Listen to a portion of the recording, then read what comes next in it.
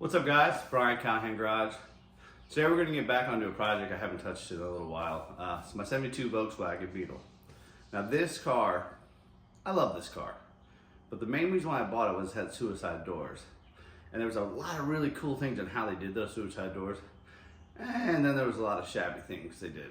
So what we're going to do is we're going to fix those little shabby jobs. We're going to put some carpet in this. We're going to kind of get the interior redone, recover the seats, and actually, unfortunately, get this thing ready to sell. I love driving it, but I can't have all these cars. I gotta do something. So stay tuned and let's get started.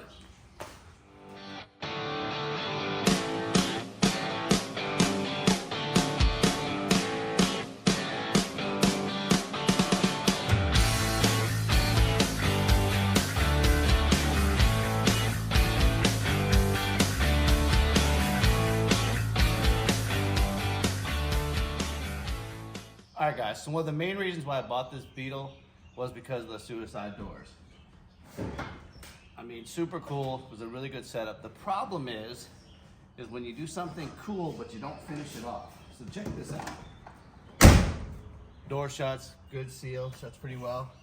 But they moved the handle way over here. I'm too fat to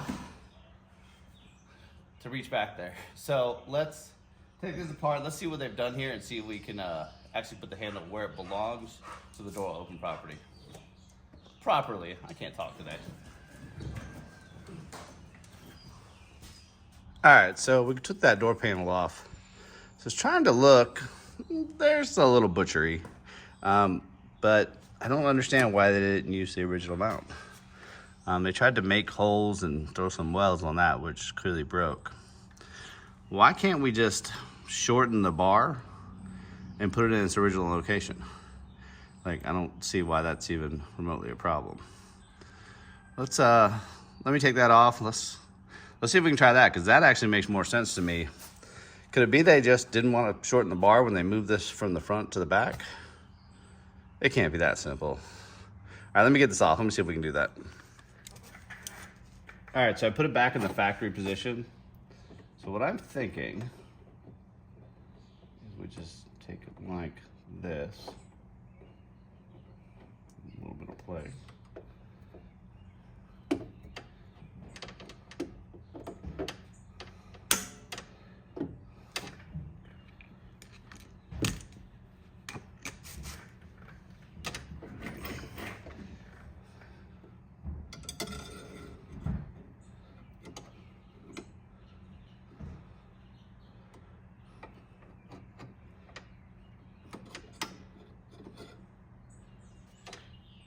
Like that. Let me get the cutoff wheel and let's just cut it, see if we can get it to go in.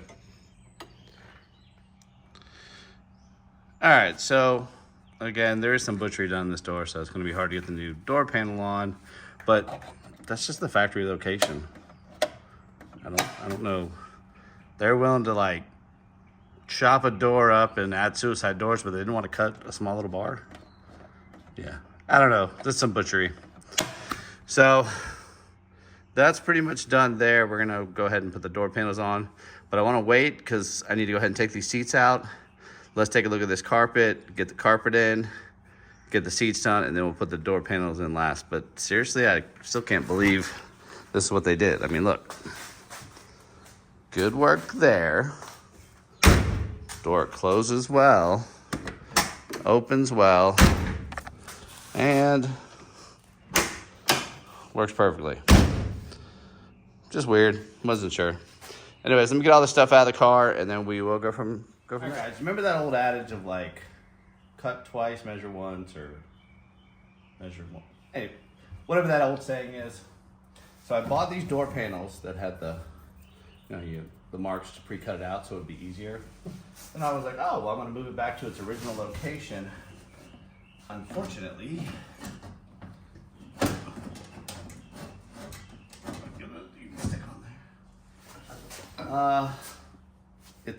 the handle has to be upside down for that to actually work. Well, it is upside down. That's why it doesn't work, because of the way the door is. So, guess I'll break out the welder. But yeah, always cut twice, measure once, or measure Measure twice, cut once. I clearly did not follow those instructions. So let's get this positioned. We'll break out the welder. We'll weld this in there. I really need to pay more attention when I do things. All right, we'll get back with you guys in a few minutes. All right, so I actually went ahead and used some self-tappers. I put a couple little tack welds on it just to hold it up. And then went ahead and used self-tappers just because the next guy, when he wants to change out these door handles, I don't want him cussing me out. So let's see if we get this door panel to fit, and then we'll see what it looks like. All right, guys, so we got everything installed. Handle works. Not anything special. I tried to use those clips everybody used with Volkswagen that pop in. Unfortunately, the door had to be deformed when they did the suicide door. So yeah, that was a waste of an hour and like 20 bucks worth of stuff. But it is in there. It is solid.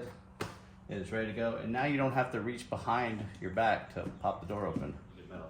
What's up, guys? Brian, Callahan Garage. We have a special guest today. My son Tyler's back in the shop. Special ed, right? Special ed. So today we are finally going to take out the windows and go ahead and get that headliner in. Of course, I always invite you to do the dirty work, right? Always. He's younger, better back. I mean, I fed him for a good part of his life, so he owes me this. Yeah, you can tell he's super excited.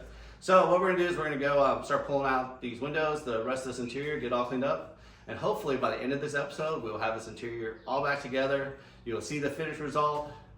That sounds like a lofty goal again. It might happen. Anyways, make sure you like and subscribe. Thanks for watching Callahan Garage. All right, guys, so I got Tyler in the car. He's cutting out the old rubber, and then I'm going to essentially catch the window. Yeah, sure. I've never done this before. If there's the proper way to do it, just let me know. I'll probably have broken the window by then, but at least let me know. But it is kind of a two-man job because if the window falls out, it's going to be a pain in the ass.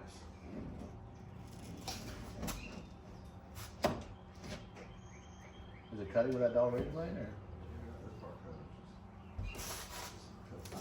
Ooh, hold on, wait. Oh.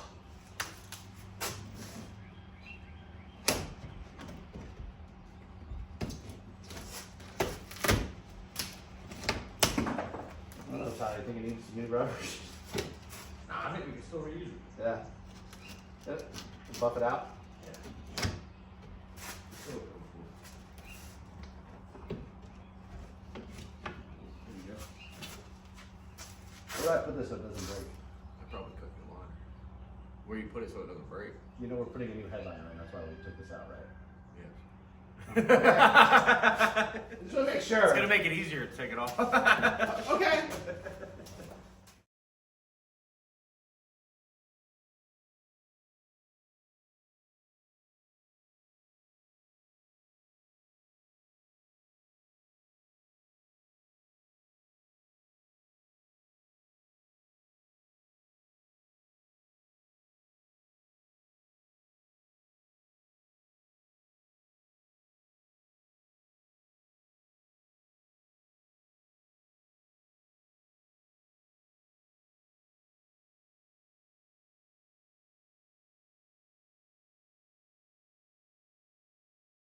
Getting ready to replace the covers on this Volkswagen.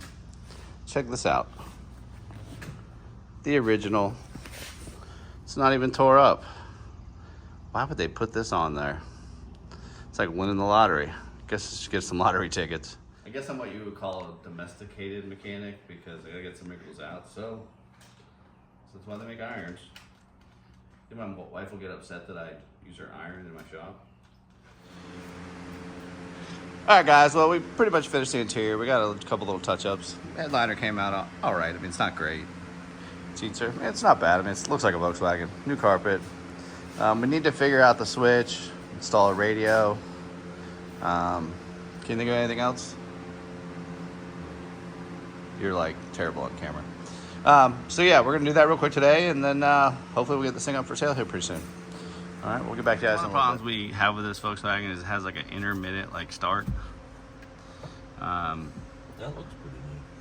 What'd you say? So it looks neat. It's just that part. Yeah, but the ground doesn't look great. That's why I was like, let's pull the ground out. Because yeah, the ground is just like original battery strap. Sitting there too. Yeah, that's what I put in, but it doesn't. I wanted to just replace them with the.